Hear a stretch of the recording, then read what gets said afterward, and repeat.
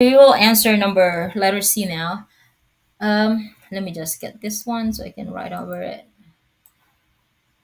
Okay, so let's recap the differences between these types of problems. On letter A, you only have a cosine function, so therefore that's easy enough. You just have to isolate that. In letter B, you both have theta here, but your ratios are sine, your functions are sine squared and cosine squared. So what we did is we converted everything in terms of cosine. So the idea is you try your best to make them both the same, or all the terms have the same type of function, either all sine or all cosine or all tangent, etc. Or and that they have the same angle. So if they're both, they gotta all be theta, or they have to be all two thetas, or some, as long as the angles are the same. Okay. If not, then you have to convert them to be that. um, Sometimes you can also have the same or multiple ratios for as long as they are expressed in factored form. And so that's what we're going to do in letter C.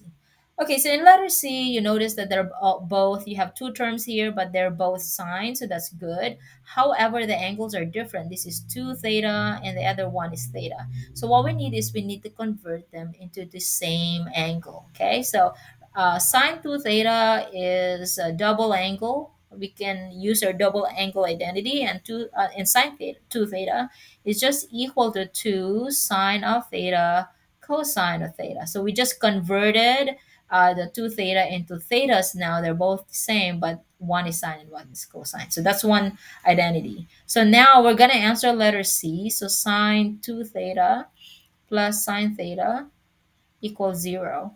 We can replace this, or we can substitute it with that, because this is 2 theta and we want to make them all look like theta. So now we can do 2 sine theta cosine theta plus, so all of that is just for this, plus sine theta equals 0.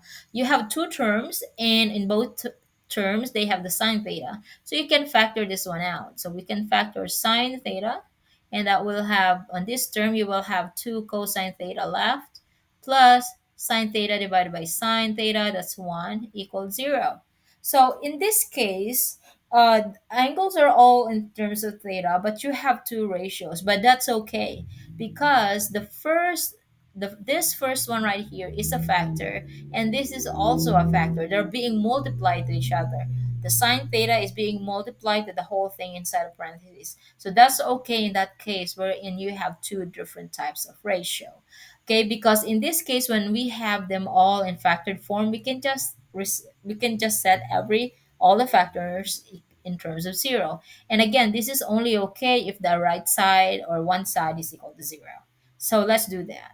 So sine theta equals 0, and the other one is that 2 cosine of theta plus 1 equals 0. So we can individually solve for theta now. To solve for theta here, we just need to do the sine inverse of 0, sine inverse of this number right here. So we need to look for where can you find in the unit circle where the y component, because the sine is the y component, equal to 0. Well, you have two between 0 to 2 pi.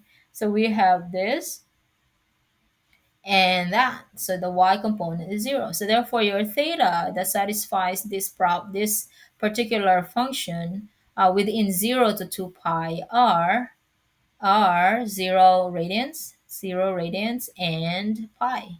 So this angle right here and that angle right there, okay?